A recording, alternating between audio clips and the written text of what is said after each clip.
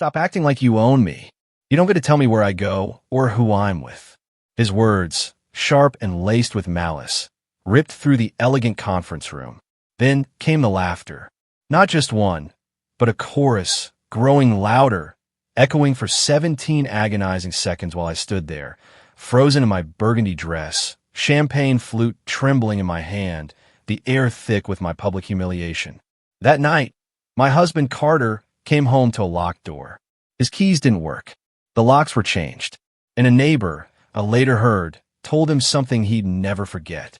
But that was hours away. At 5:45 a.m., the morning after, I was already in our 19th floor apartment, brewing his coffee. 2 sugars, no cream. I'd made that exact combination 5,110 times over 14 years. This would be the last.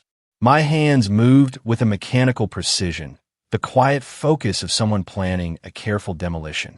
The locksmith's business card was tucked securely in my pocket.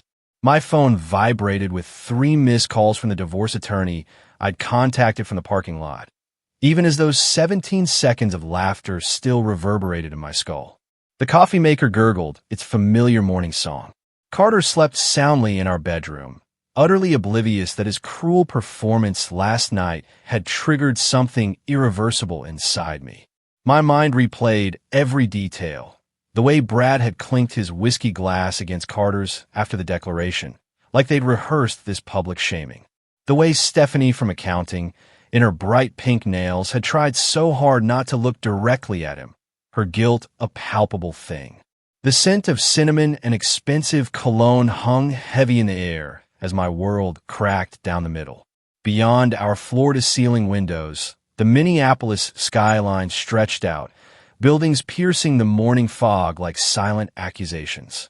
This apartment had been my father's final gift to me, his inheritance transformed into what Carter proudly called our investment. Funny, isn't it? He'd never contributed a penny to the down payment or the monthly maintenance. My consulting business, which I'd built from nothing while putting him through his MBA, paid for our entire life here.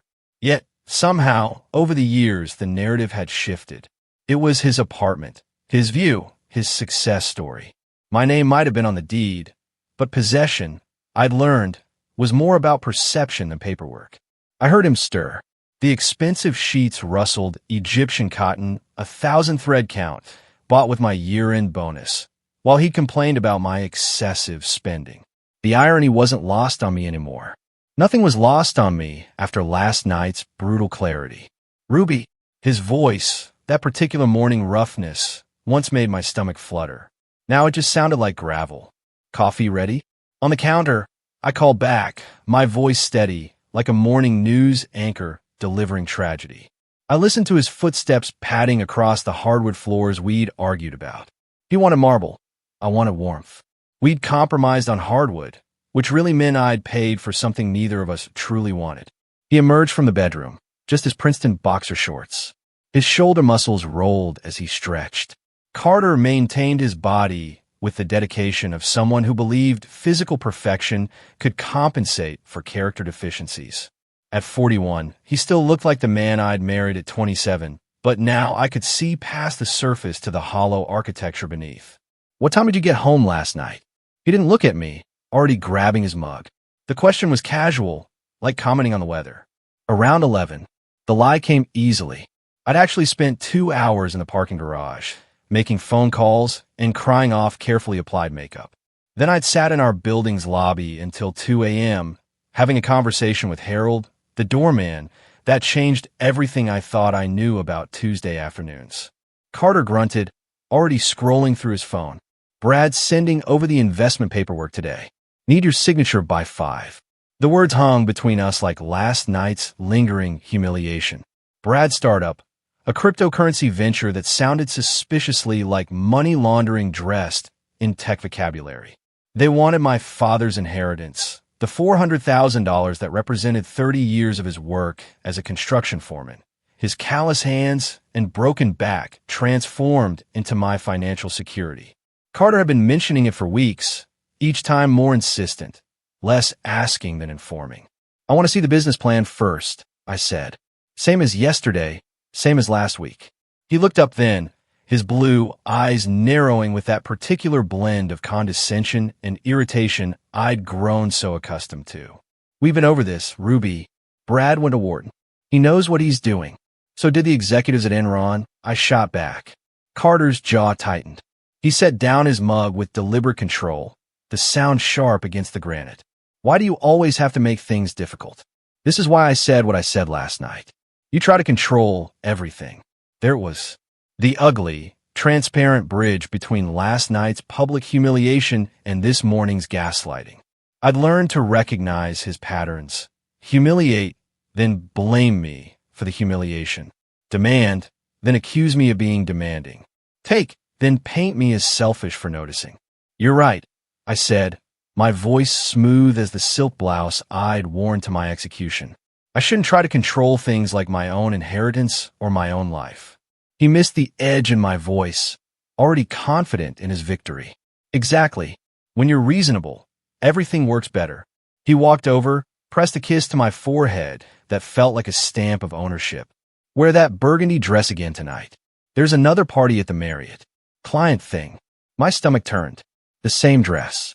It looked good on you." "Powerful," he said the last word with a smirk, remembering the saleswoman's comment I'd foolishly shared with him. "Besides, these clients weren't at yesterday's party. No one will know it's the same dress. Except I would know. I'd be wearing my humiliation like a uniform, a walking reminder of 17 seconds of laughter." That's when I finally understood. He wanted me to wear it. He wanted me marked by last night, branded by his public declaration of independence, while he played devoted husband tonight. "I'll think about it," I said, my voice neutral as Switzerland. He was already walking back to the bedroom, dismissing me with the confidence of someone who'd never had his locks changed. "Don't overthink it, Ruby. It's just a dress." But it wasn't just a dress. It was everything. Every small surrender, every swallowed objection. Every time I made myself smaller, so he could feel bigger. The burgundy dress was just the latest uniform in a long line of costumes I'd worn in the theater of our marriage, where Carter directed every scene, and I'd forgotten I could walk off stage. My phone buzzed. "Alexandra, the divorce attorney. Room in my schedule at noon if you're ready to proceed." I looked at the locksmith's card on the counter, then at Carter's coffee mug with his lip prints on the rim, and finally at the sunrise painting our apartment gold. Everything looked different in this light. Temporary, changeable, like a stage set waiting to be struck. Actually, I called toward the bedroom, loud enough for him to hear over his shower. "I know exactly what I'm wearing tonight." What he didn't know was that I'd be wearing it in my apartment, with my locks, living my life. The 17 seconds of laughter had stopped echoing. What remained was the sound of my own heartbeat, steady and certain, counting down to freedom. Carter's hand pressed harder against my lower back as we entered the Marriott's grand ballroom. His fingers spread across the burgundy fabric, marking territory. The pressure felt different now. Not protective, but possessive, the way someone might grip a briefcase full of money. The room sparkled with holiday decorations that someone had spent a fortune on. Gold garlands, crystal centerpieces, enough twinkling lights to power a small neighborhood. The air smelled of expensive perfume mixed with bourbon, and that particular scent of corporate ambition. Sharp, metallic, desperate. "Remember," Carter murmured against my ear, his breath hot with the whiskey he'd already consumed in the limo. "These are important clients. Try to be pleasant." Pleasant? The word stuck in my throat like swallowed glass. After last night's humiliation, after 17 seconds of his colleagues laughing at me, he wanted pleasant. I was about to respond when I saw her. Stephanie from accounting, standing near the bar in a burgundy dress so similar to mine it couldn't be coincidence.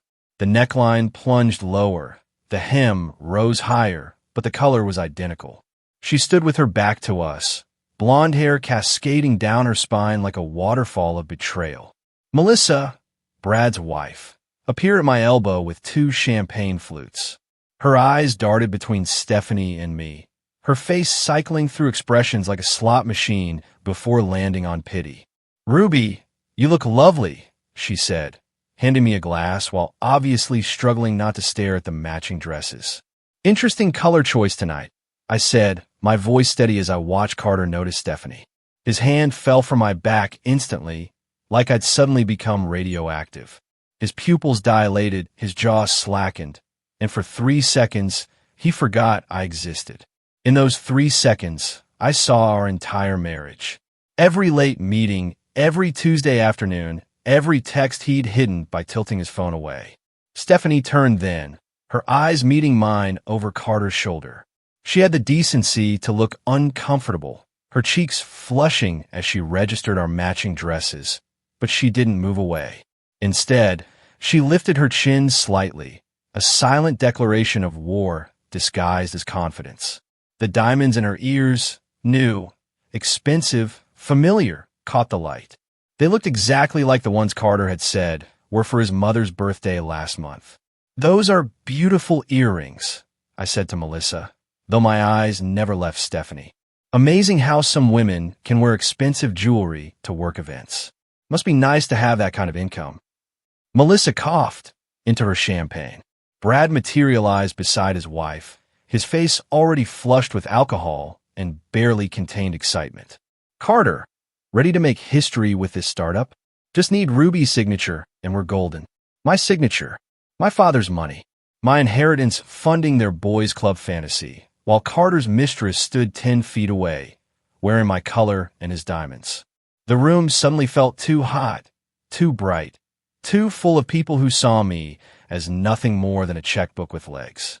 "We should discuss the business plan first," I said, my voice cutting through their enthusiasm like cold water.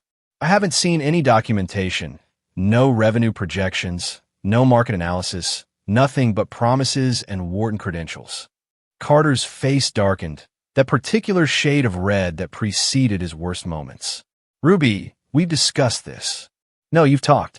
I've listened. There's a difference." I took a sip of champagne, letting the bubbles give me courage. "It's $400,000, Carter. My father's my money."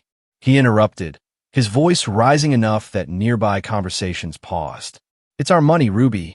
Or have you forgotten what marriage means?" Brad laughed nervously, trying to diffuse the tension. "Hey, let's not turn business into what?" I asked, turning to face him fully. "Into due diligence? Into protecting assets? Into asking basic questions about where nearly $500,000 is going?" The room had grown quieter, that particular hush that falls when people sense drama brewing. Stephanie had moved closer, pretending to examine a painting on the wall while obviously eavesdropping. Her perfume, something French and excessive, made my stomach turn.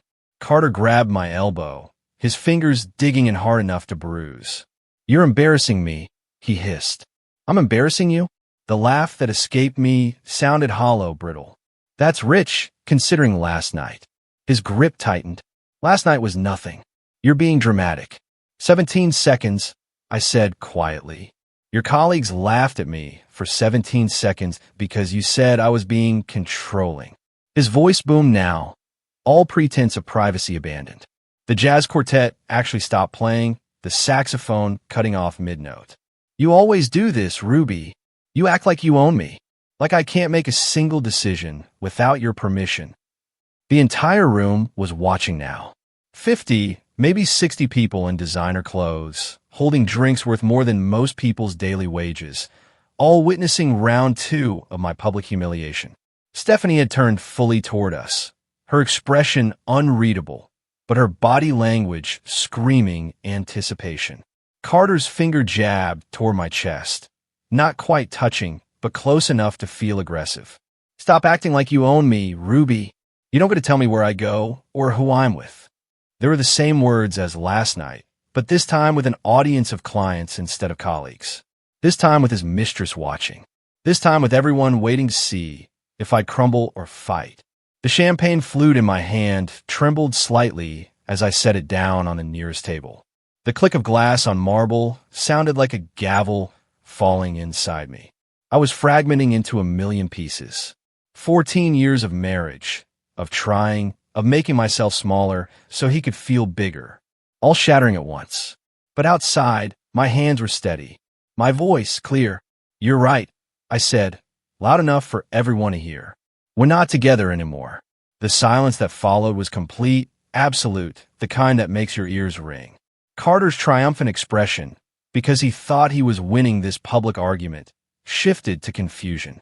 His mouth opened, closed, opened again like a fish gasping for air. What did you just say? His voice cracked on the last word. I said, you're right. I don't own you, and you don't own me. We're done. I turned away from his shocked face, from Stephanie's barely concealed satisfaction, from Alyssa's horrified sympathy, from Brad's uncomfortable shuffling. My heels clicked against the marble floor, steady, rhythmic, final. Each step felt like shedding weight, like gravity was loosening its grip. Behind me, I heard Sarah from IT whisper to someone, good for her.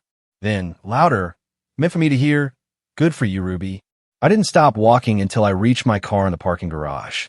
The December air bit at my skin, snow beginning to fall in thick, lazy flakes that stuck to my hair, my dress, my shaking hands as I fumbled for my keys. Inside the car, I sat for a moment, letting the silence wrap around me like armor.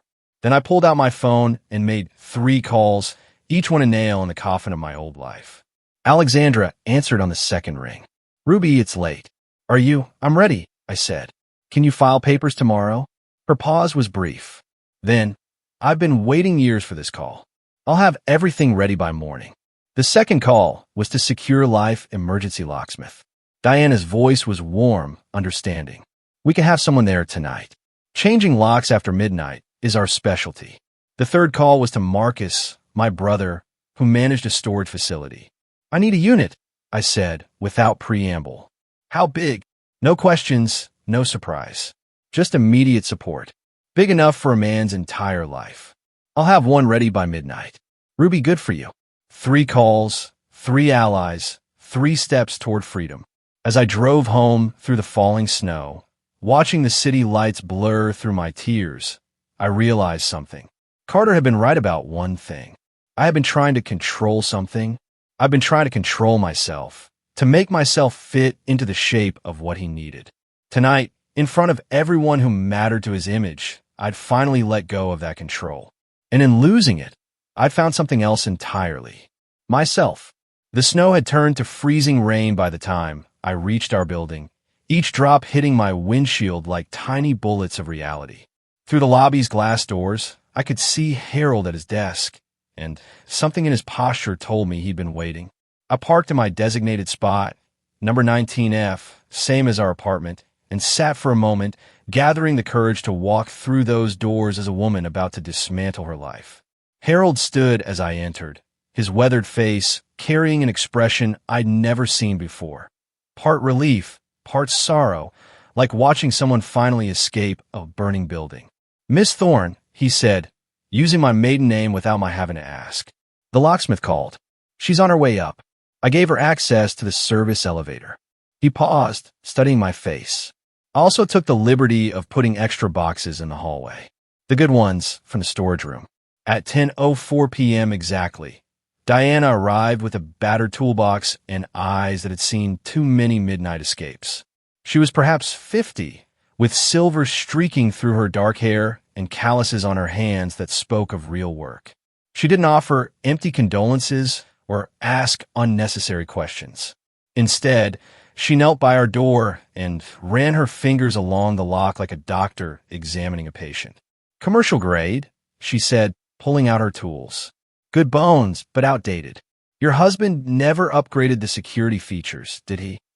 The question was rhetorical. She was already working. Metal sang against metal.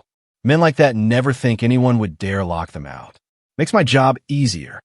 As she worked, her story unfolded in quiet fragments between the sounds of pins clicking and tumblers turning. Her ex had locked her out 17 years ago. Changed the locks while she was at her mother's funeral.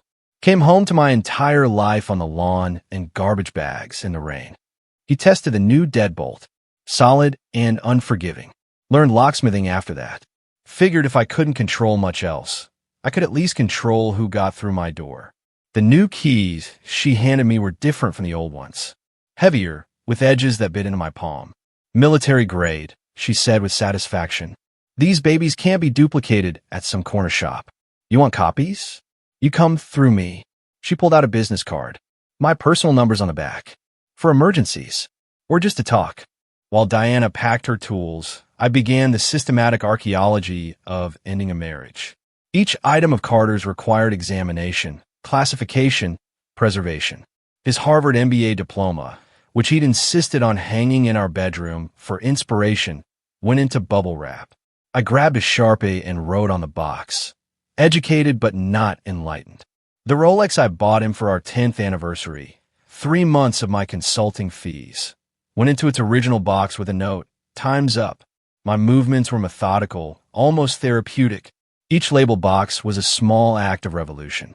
His collection of first-edition business books became unread trophies. The golf clubs he bought with what he called his bonus, but was actually our tax refund, were tagged borrowed dreams. Then behind his golf bag, my fingers found something that stopped me cold. A pink cashmere scarf, soft and expensive, reeking of Stephanie's perfume. I held it up to the light.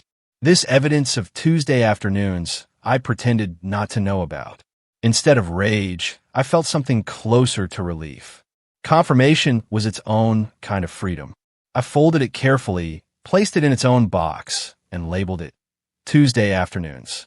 Personal property of your accounting department. Harold appeared in my doorway, having used his master key.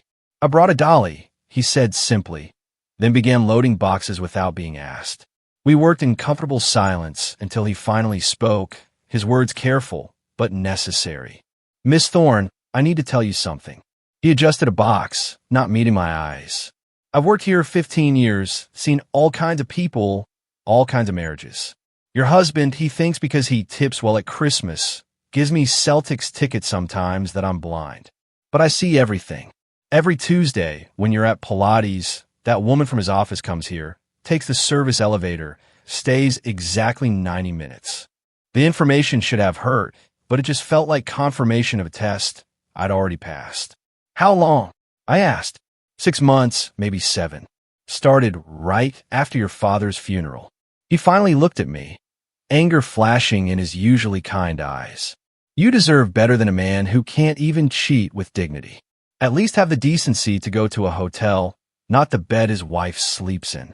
We continued packing, Harold's revelations settling over me like armor. My hands moved faster now, with purpose.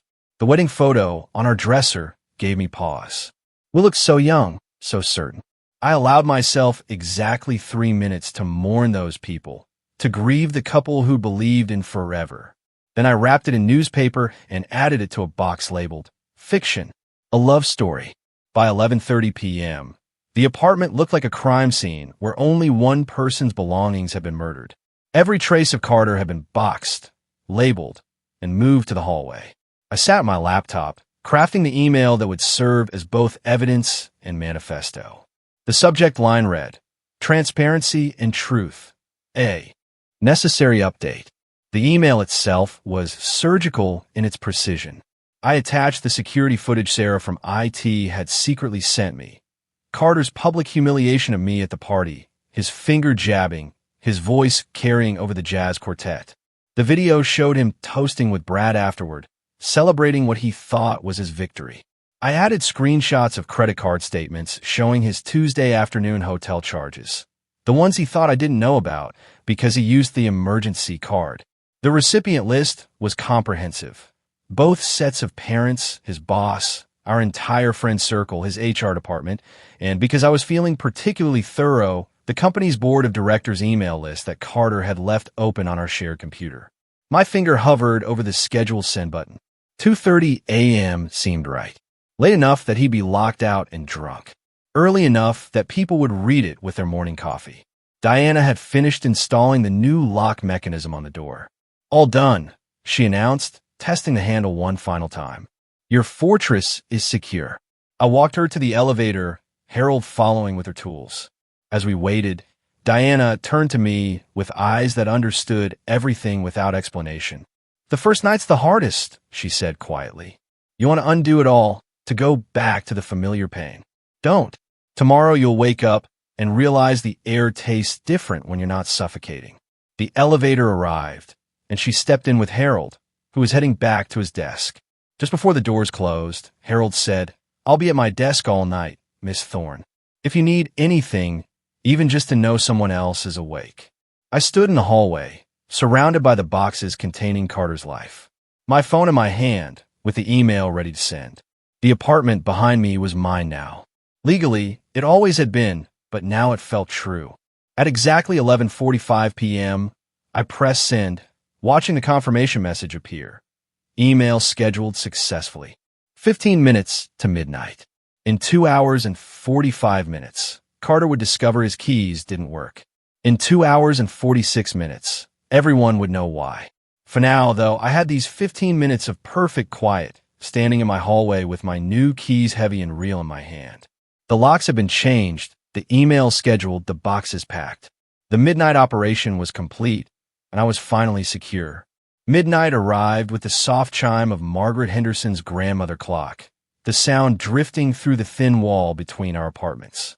I stood alone in my newly secured space, running my fingers over the fresh keys Diana had left, when I heard a door open in the hallway.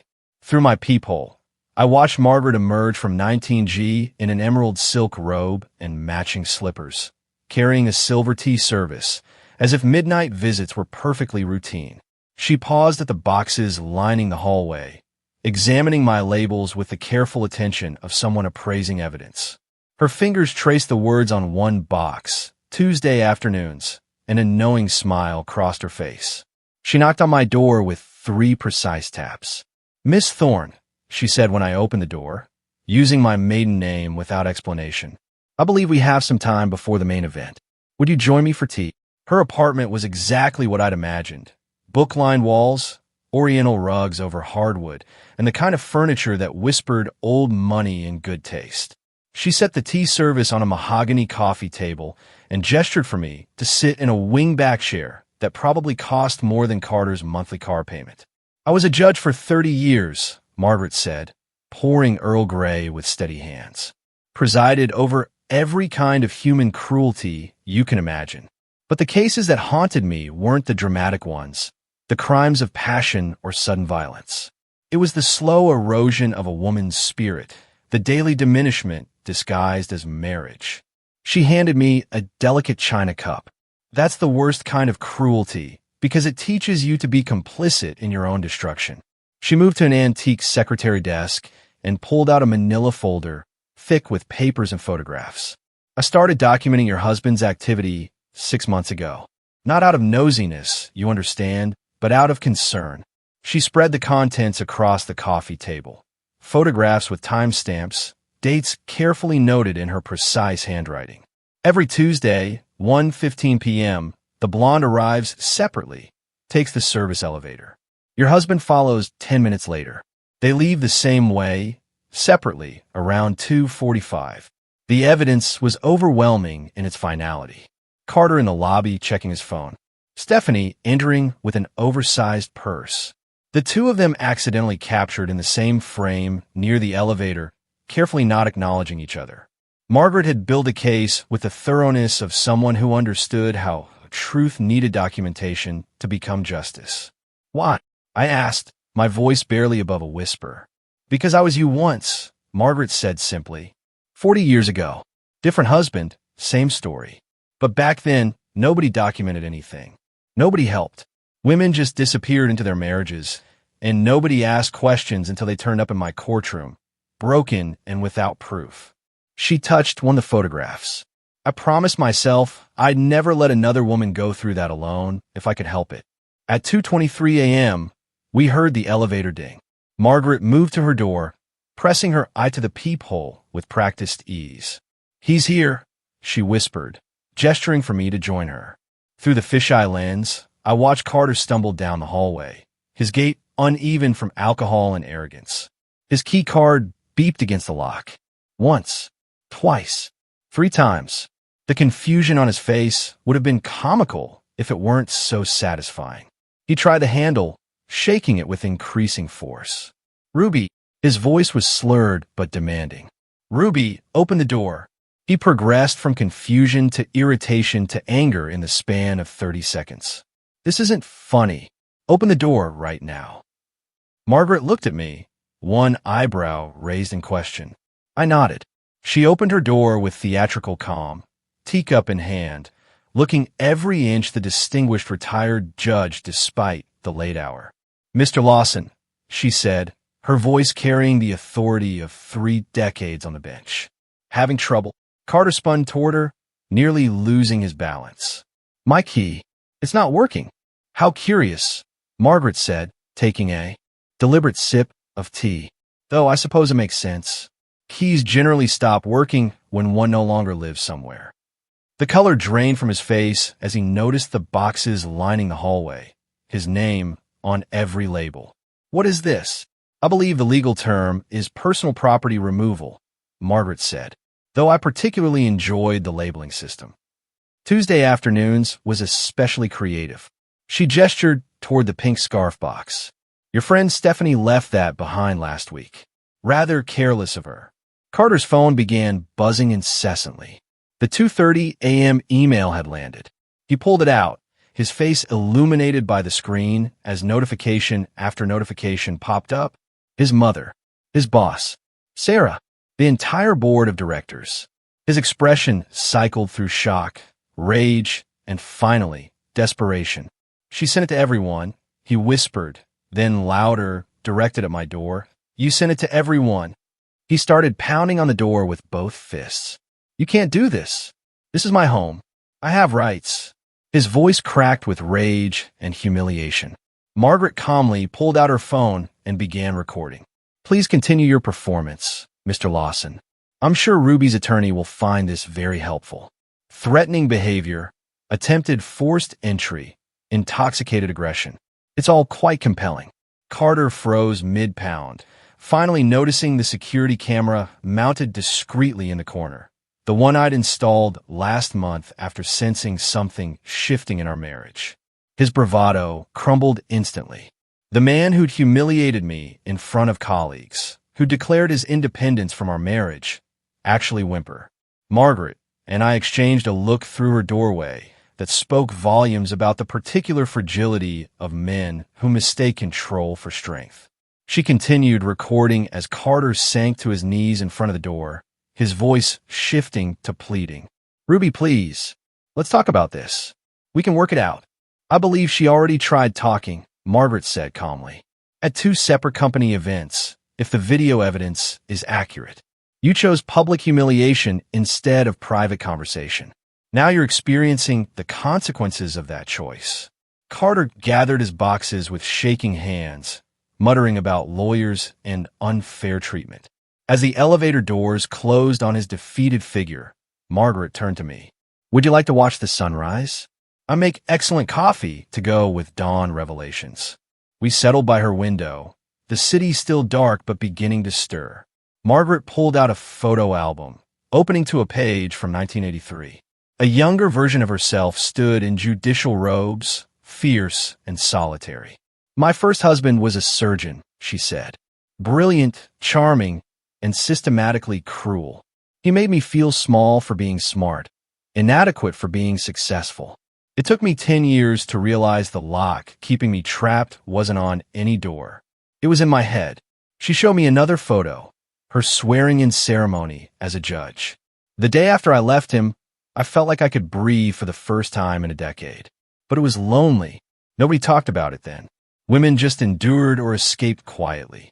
The sky began to lighten, painting the clouds in shades of pink and gold. "Your generation is different," Margaret continued. "You document, you share, you refuse to disappear quietly into bad marriages." She raised her coffee cup toward me. To locks that change, both physical and mental. We sat in comfortable silence, 2 women from different generations, bound by the same understanding. The city woke around us, and somewhere out there, Carter was discovering that his world had fundamentally shifted while he slept off his arrogance.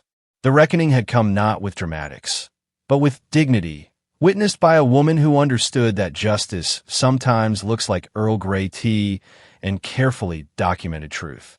Margaret's coffee had grown cold in my hands as the first rays of sunlight painted Minneapolis in shades of gold and amber. We sat in comfortable silence, 2 women who understood that some victories taste better when shared quietly. Then, at exactly 7 a.m., My phone shattered the piece with a ringtone I designed specifically to avoid. Patricia Lawson, Carter's mother. I looked at Margaret, who nodded encouragingly. Sometimes the most surprising allies come from unexpected places, she said softly. Patricia's voice, usually sharp with disapproval and thick with Connecticut breeding, trembled like autumn leaves. Ruby, I've seen the email, the video, everything. A pause, so long I thought the connection had dropped. What has my son done? For 14 years, this woman had treated me like the help who'd somehow tricked her precious Carter into marriage. She'd made comments about my father's blue-collar background, suggested I take etiquette classes, and once told her garden club friends that Carter had married down for love. Poor thing. Now her voice carried something I'd never heard before. Shame. He did exactly what you raised him to believe he could do, I said, surprising myself with the steadiness in my voice. Take what he wanted without consequences. The sharp intake of breath on the other end might have been a sob. I raised him better than this. His father would be appalled. His father was having an affair with his secretary when he died, Patricia. Carter learned from the best. The silence stretched between us, years of pretense crumbling in seconds. When she finally spoke again, her voice was smaller, older. I suspected, but I could never face it, just like I couldn't face what Carter was becoming. I'm keeping the Christmas china you gave me, I said, looking at the morning light dancing across Margaret's coffee table. It's the only thing from your family worth holding on to. Another pause, heavy with unspoken acknowledgments. Keep it all, dear, she whispered. The silver, the crystal, everything I insisted you weren't good enough to inherit. You earned it by surviving him. She hung up without goodbye, but somehow it felt like the most honest conversation we'd ever had. My phone immediately buzzed with another call. Sarah from IT, her voice electric with vindication. Ruby, you're not going to believe what I found. Actually, scratch that. You probably will. Margaret poured fresh coffee as I put Sarah on speaker, her judicial instincts clearly interested in evidence. After I saw that video last night, I did some digging with my admin access, Sarah continued. Your husband's been using company resources for everything. Hotel rooms booked as client meetings, expensive dinners expensed as business development. I tracked his corporate card every Tuesday afternoon at the Marriott, charged to the Henderson account. Margaret raised an eyebrow at the mention of the Henderson account. That's our biggest client, she mouthed. It gets worse, Sarah said, her typing audible through the phone. That startup he's been pushing, the one with Brad? I found the incorporation documents. It doesn't exist. Brad's been investigated for fraud twice. Once in Boston, once in Chicago. The whole thing was a con to get your inheritance. My legs went weak. I sank into Margaret's wingback chair, the weight of what I'd almost lost crushing down on me. For $100,000. My father's life work, nearly stolen by the man who'd vowed to protect me. I forwarded everything to HR and Mr. Davidson. Sarah continued, referring to Carter's boss. Also sent copies to the SEC whistleblower department. The fraud division loves this kind of thing. By the time I ended the call, my phone was already exploding with messages. The digital unraveling of Carter's reputation was happening in real time. Each text a thread pulled from his carefully woven image. Jennifer from legal. We never like how he talked about you. Like you were an accessory he'd purchased. Tom from sales. That video was brutal. You handled it with more class than he deserved. Even Brad's wife, Melissa, I'm leaving him too, found out about the fraud investigation. You inspired me to stop ignoring red flags. But the message that stopped me cold came from Mr. Davidson himself. Miss Thorne, I apologize for our company culture that enabled this behavior. Mr. Lawson's employment is under review pending investigation of expense fraud. Would you consider consulting for us? We could use someone with your dignity and strategic thinking. Please call at your convenience. I screenshotted everything, creating my own evidence folder. Alexandra would want documentation of the complete collapse. At 10 a.m., Harold called from the lobby. Miss Thorne, there's a flower delivery here. 3 dozen roses. I've refused them as you requested, but the delivery guy says they're paid for and he can't take them back. Donate them to the hospital, I said. Tell them they're from an anonymous donor who's celebrating freedom. With pleasure, Harold replied. Also, there's a young man here who says he's Mr. Lawson's brother. Should I send him away? Denny, Carter's younger brother, the one who just finished law school. Send him up, I said, curious what Carter had promised him. Margaret offered to leave, but I asked her to stay. Witnesses are always valuable, she said with a judge's wisdom. Denny arrived looking uncomfortable, his resemblance to Carter softened by genuine embarrassment.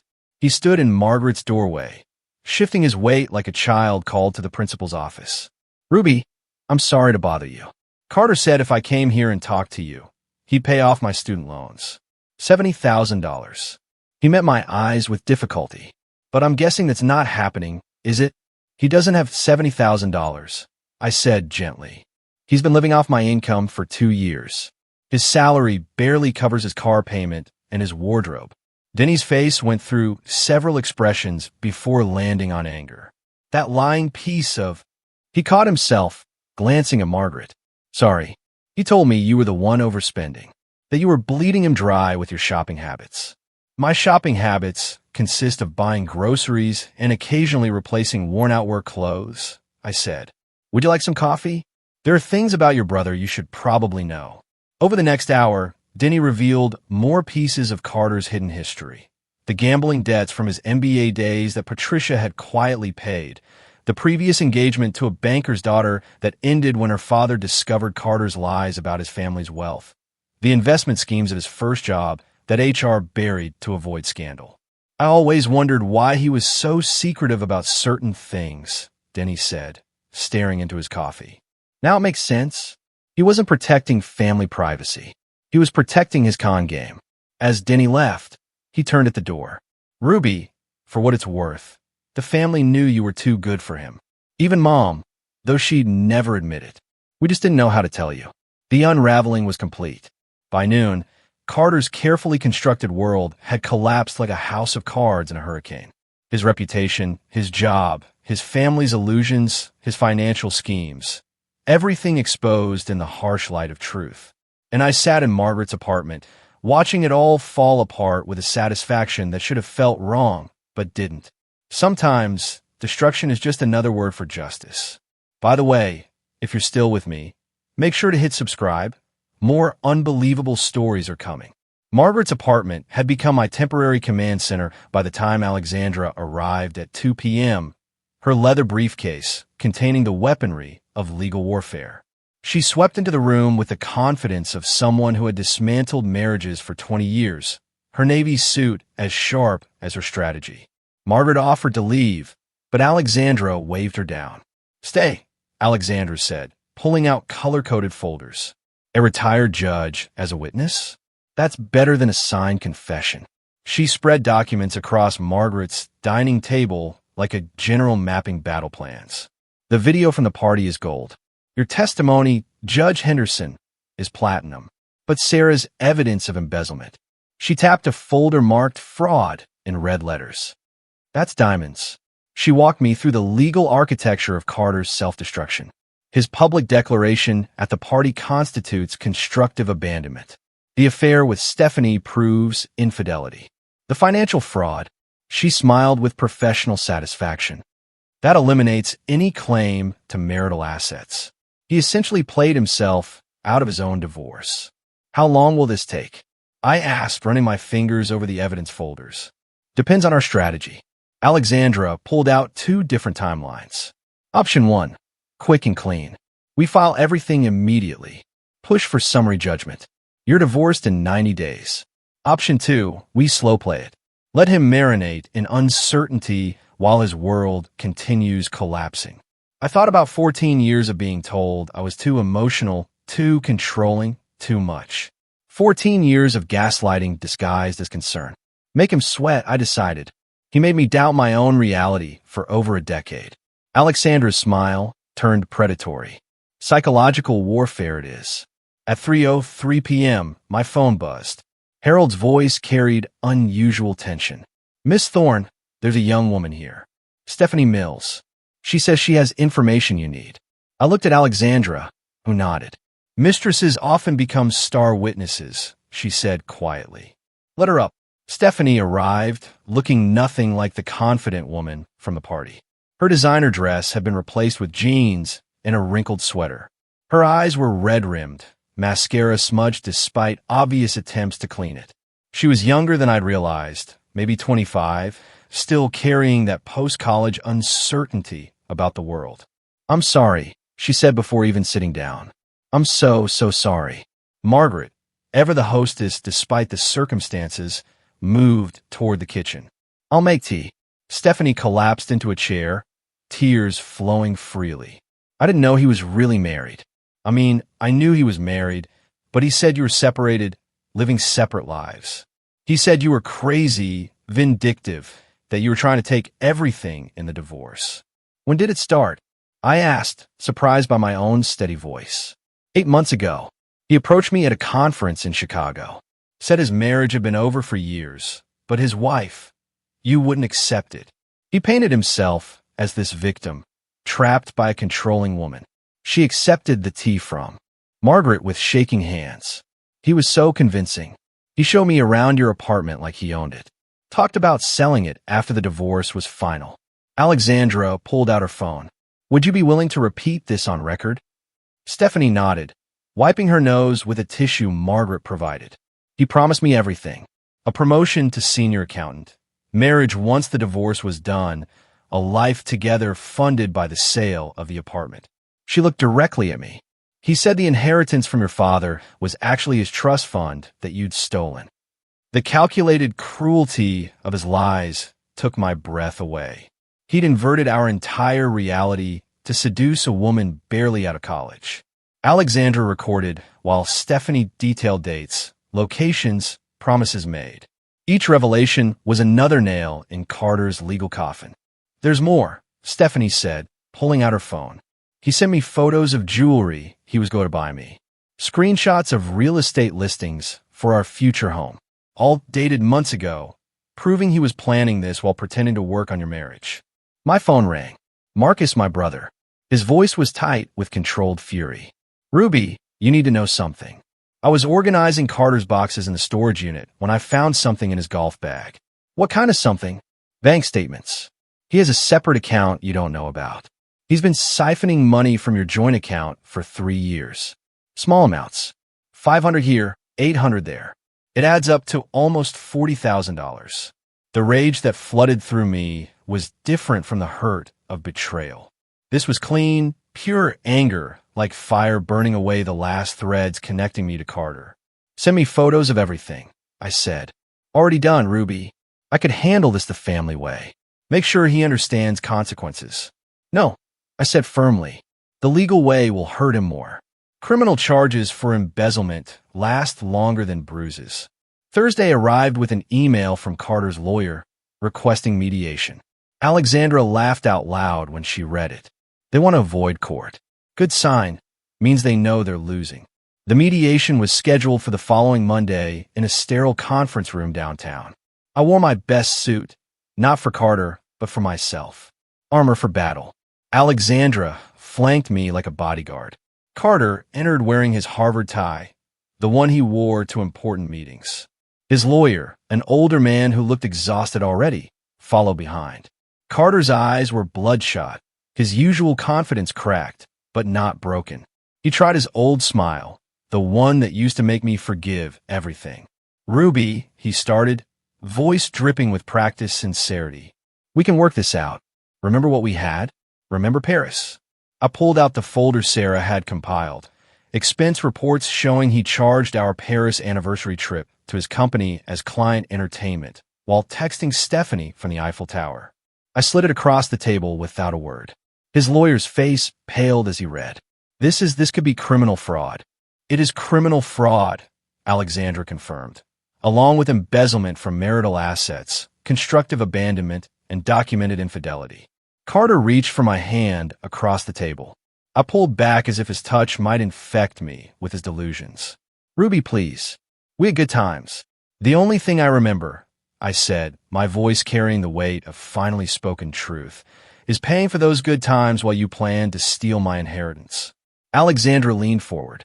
"Here are our terms. Miss Thorne keeps all assets.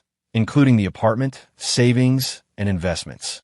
Mr. Lawson keeps nothing except his personal belongings, which have already been delivered to storage. He signs a comprehensive NDA preventing him from discussing the marriage or divorce. In exchange, we don't pursue criminal charges. Carter's lawyer whispered urgently in his ear, words like fraud and prison cutting through the murmur. Carter's face crumbled like old plaster, finally giving way to water damage.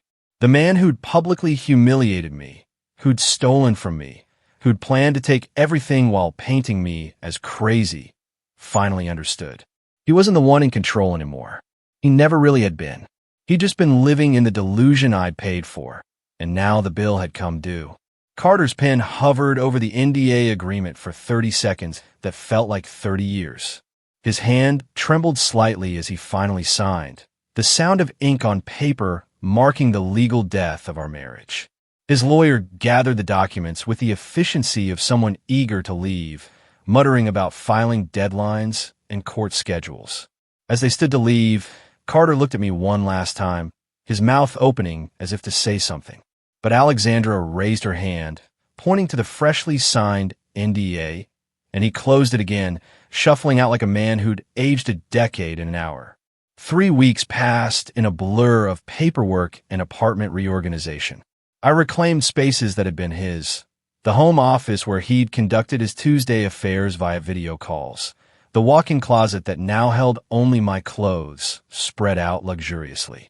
Margaret checked in daily, bringing tea and wisdom in equal measure. The building's residents had shifted from treating me as Carter's wife to Ruby Thorne, the woman who changed her own locks. The story had become building legend. New Year's Eve arrived with a snowstorm, and an invitation slipped under my door, handwritten by Margaret herself. You need to be seen thriving. It's not about him anymore. It's about you. I almost declined. The thought of facing a room full of people who'd witnessed my public humiliation felt overwhelming. But Margaret appeared at my door at 7 p.m., holding a jewelry box.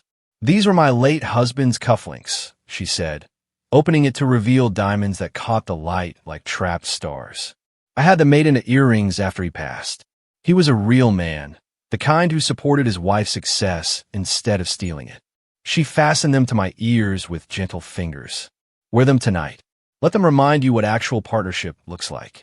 My dress choice was deliberate, not the burgundy of humiliation or the black of mourning, but fire engine red. The kind of red that announces arrival, demands attention, declares war and victory simultaneously. When I looked in the mirror, I saw someone I hadn't seen in 14 years. Not Carter's wife or anyone's victim, but Ruby Thorne, 41 years old and finally fully alive. The rooftop venue sparkled with string lights and heat lamps fighting against the December cold. The moment I stepped off the elevator, conversation stuttered to a stop. Not the uncomfortable silence of scandal, but something else. Recognition, perhaps. Respect.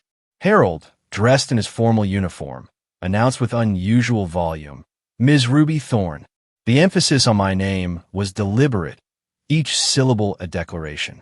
The applause started with Margaret, of course, but spread through the crowd like wildfire. Dr. Kim from 12B raised her glass. The Johnsons from 8C nodded approvingly. Even the 20-somethings, who usually ignored everyone over 30, were clapping. It took me a moment to understand. They weren't applauding my divorce or my drama. They were applauding my courage, the simple act of refusing to disappear quietly. I was 2 glasses of champagne into actual enjoyment when the elevator dinged at 10:47 p.m. The universe, it seemed, had a sense of dramatic timing. Carter stepped out with Stephanie on his arm, his chin raised in that way that meant he was pretending confidence. He wore his most expensive suit, the one I bought him for our 10th anniversary. Stephanie wore black, looking like she'd rather be anywhere else on earth.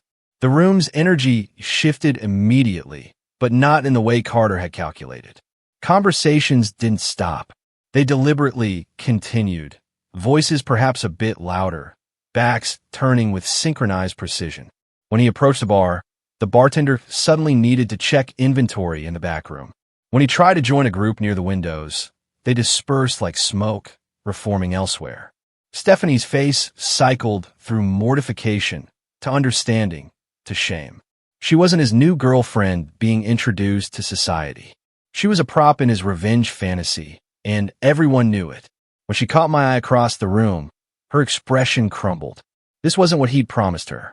Carter, red-faced and desperate, made a beeline for me, but Harold materialized from nowhere, joined by two other doormen I'd never seen work an event before. They formed a subtle but unmistakable wall. "Sir," Harold said, his voice carrying across the now quiet rooftop, "you're not on the resident list. I'll have to ask you to leave unless a current resident vouches for you." The silence that followed was complete.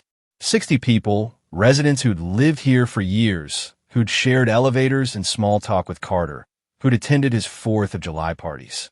Not one person moved. Not one voice spoke up. The rejection was total, devastating in its anonymity. Carter's face went from red to purple.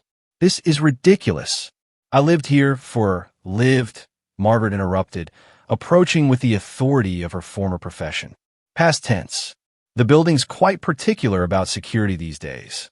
At exactly midnight, as if orchestrated by fate, Margaret took the microphone for the traditional New Year's toast. The crowd turned toward her, effectively giving Carter their backs. She raised her champagne, diamonds glittering at her wrist, and spoke with the clarity of judgment. "To new beginnings," she started, her eyes finding mine across the crowd. "To women who realize their worth after years of being told they have none. To men who learn that consequences, like karma, always come due." She paused, taking a deliberate sip. "And to Miss Ruby Thorne, who reminded us all that sometimes the best renovation you can do to a home is removing the trash." The laughter that erupted wasn't cruel. It was cathartic, a collective release of tension. Glasses raised toward me from every direction. Someone started clapping again, and this time it sustained, growing into something that felt like vindication. Carter's composure finally shattered completely. "This is conspiracy. You've all been turned against me. This is illegal." But Margaret wasn't finished. She looked directly at him, as if just noticing his presence. "Oh, Mr. Lawson, you're still here? How embarrassing for you." That's when Stephanie broke. She pulled away from Carter's arm, walked directly to me through the crowd that parted like water. "I'm sorry," she whispered, tears streaming. "I was an idiot. He played me just like..." She stopped, shaking her head. "I'm just sorry." She headed for the elevator without looking back. Carter, now alone and surrounded by people who'd collectively decided he didn't exist, began what could only be described as a meltdown. Sarah from IT had her phone out, recording with the steady hand of someone documenting history. He ranted about conspiracy, about his rights, about how we'd all ruined his life. "You ruined your own life," Margaret said calmly, her microphone still on. "Ruby just stopped being your cleanup crew." That's when building security arrived. Not the friendly doormen, but actual security, the kind they kept for real problems. As they flanked Carter, he made one last desperate proclamation. "I'll destroy you in court, Ruby. You'll get nothing." Alexandra, who'd been quietly sipping champagne in the corner, laughed loud enough for everyone to hear. "With what money? Your assets are frozen pending fraud investigation. Your job is gone. Your mistress just publicly dumped you. Even your mother took Ruby's side." She raised her glass mockingly. "Happy New Year, Carter." As security escorted him out, the crowd turned back to me, not with pity or awkwardness, but with something that felt like solidarity. Dr. Kim clinked her glass against mine. "Best party we've had in years," she said with a wink. The countdown to midnight began again. Margaret had actually paused it for the drama. As the numbers decreased and the ball dropped on the screen, I stood surrounded by neighbors who'd become witnesses who'd become allies. The new year arrived with cheers and champagne, and for the first time in 14 years, I celebrated without wondering what mood Carter would be in tomorrow. The fireworks faded into smoke against the Minneapolis skyline as the rooftop party continued around me, but I felt myself existing in a bubble of perfect clarity. Margaret squeezed my hand once before releasing it, her eyes carrying the satisfaction of justice served. The new year had arrived, and with it, the strange sensation of being completely unanchored from my old life. Not drifting, but finally free to choose my own direction. January dissolved into February, then March, each day building toward the final legal confrontation. The courthouse in downtown Minneapolis stood like a monument to other people's endings, but for me, it represented a beginning. The same building where Margaret had once presided over countless divorces would now host mine. The morning of June 15th arrived, gray and humid, the kind of weather that makes everything feel heavy, except my heart. Carter appeared diminished in every way. His suit, clearly borrowed, hung loose on shoulders that had lost their arrogant set. His lawyer, a public defender who looked exhausted before proceedings even began, shuffled papers with the resignation of someone who knew this was just procedure. The embezzlement charges hovering over Carter's head removed any possibility of contest. He couldn't fight without risking criminal prosecution. The judge, a woman about Margaret's age with similar sharp eyes, reviewed the documents with efficiency. "Mr. Lawson, do you contest any of the terms set forth in this dissolution?" "No, Your Honor." His voice cracked on the honorific. 12 minutes. That's all it took to legally dissolve 14 years. The gavel came down with a sound like punctuation at the end of a very long sentence. As we filed out, Carter lingered by the courthouse steps, his face working through emotions like he was trying to find the right one. "I loved you once," he said, the words falling flat in the humid air. I paused, Margaret's wisdom flowing through me like inherited strength. "No, you love what I provided. The stability, the money, the cover for your inadequacies. There's a difference between loving someone and loving what they do for you." He opened his mouth, closed it, then walked away. His figure grew smaller against the city backdrop until he turned a corner and vanished. I knew with absolute certainty I would never see him again, and the thought brought only peace, clean and complete, like the click of a well-oiled lock. 2 weeks later, Patricia Lawson called to arrange a visit. She arrived at my apartment, carrying a leather case. I recognized the family jewelry she'd guarded throughout my marriage, like I might steal it. Her hands trembled slightly as she set it on my coffee table. "I was wrong about you," she said without preamble, age having worn away her capacity for pretense. "Wrong to treat you as less than. Wrong to raise a son who could." She stopped, composing herself. "I failed him, and that failure hurt you." We sat across from each other, two women, examining the wreckage one man had created between them. She opened the case, revealing pieces I'd only seen in family photos. An Art Deco bracelet, pearl earrings from the 1920s, a sapphire ring that had belonged to Carter's grandmother. "These should have been yours from the beginning," Patricia said. "I withheld them out of snobbery, thinking you weren't good enough for our family. The truth is, we weren't good enough for you. We would never be friends. Too much history, too much hurt." But in that moment, we found understanding. She told me Carter was living with Denny now, working in an enterprise location near the airport, dating a woman named Jennifer who thought he was divorced because his wife had been unfaithful. "I hope he's learned," Patricia said, though her tone suggested she knew better. "You taught him a lesson I couldn't, that actions have consequences." Before leaving, she embraced me. Not the air kisses of 14 years, but a real hug, the kind that acknowledges shared pain. "Thank you for not destroying him completely," she whispered against my ear. "I only destroyed the fiction," I replied. The rest was always there, waiting to be exposed. By September, my consulting firm had tripled its client base. The story of the woman who locked out her life had become Minneapolis business legend. Female executives sought me out specifically, wanting the strategic mind that could orchestrate such a complete reversal of power. "If you can plan a divorce like a military operation," one CEO told me over lunch, "imagine what you can do for my merger." I moved offices to a building with windows that actually opened, a detail that felt monumentally important. Fresh air whenever I wanted it. No climate control beyond my own preferences. Margaret visited weekly, and together we'd founded something unexpected. The Lock Club, a support group for women learning to control their own doors, both literal and metaphorical. We should write a book, Margaret suggested one afternoon, watching the group of 12 women sharing stories of escape and triumph. Call it Changing the Locks, a guide to reclaiming your life. Maybe, I said, though I was already thinking about chapter structure, the way truth could become instruction for others trapped behind doors they thought they couldn't change.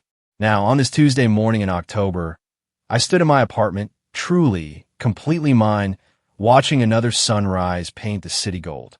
The locks had evolved again. Smart locks, controlled by my phone. A technology that felt symbolic. No physical keys to copy. No mechanical tumblers to pick. Just encrypted digital security I controlled completely. Harold still worked the front desk, still called me Miss Thorne with obvious pride. Young women in the building sought me out for advice about relationships, careers, self-worth. Last week, a 28-year-old named Emma asked me the question I'd once asked myself. How do you know when it's time to leave? When you realize the lock keeping you trapped isn't on any door, I told her, channeling Margaret's wisdom that had become my own. It's in your belief that you need someone else's permission to be free. The moment you understand that, you already have the key. My phone buzzed. Another unknown number, probably Carter, trying again through some app or borrowed phone. I deleted it without reading, without anger, without any emotion at all. Some doors, once locked, should remain that way. I made my coffee. 1 sugar, oat milk, prepared exactly how I preferred, and smiled at this small rebellion that had become routine. Freedom lived in these tiny choices as much as the dramatic ones. Every preference expressed, every boundary maintained, every decision made without seeking approval was another tumbler clicking into place in the lock of my own autonomy. The morning light caught the diamonds Margaret had given me, the ones that belonged to a man who'd understood partnership. They sparkled against my wrist as I raised my coffee cup in a silent toast. To endings that become beginnings, to locks that protect instead of trap, to the woman I'd become by refusing to remain who I was expected to be. The lock that changed everything wasn't just on my door. It was the one I'd finally installed in my own heart, securing my worth from anyone who might try to diminish it again. And that lock, that one would never be changed. If this story of calculated revenge and reclaimed dignity had you cheering for Ruby, hit that like button right now. My favorite part was when Margaret delivered that devastating midnight toast, calling out Carter's presence with perfect judicial timing. What was your favorite moment of Ruby's transformation? Tell me in the comments below. I really want to know. Thanks for watching. Take care. Good luck.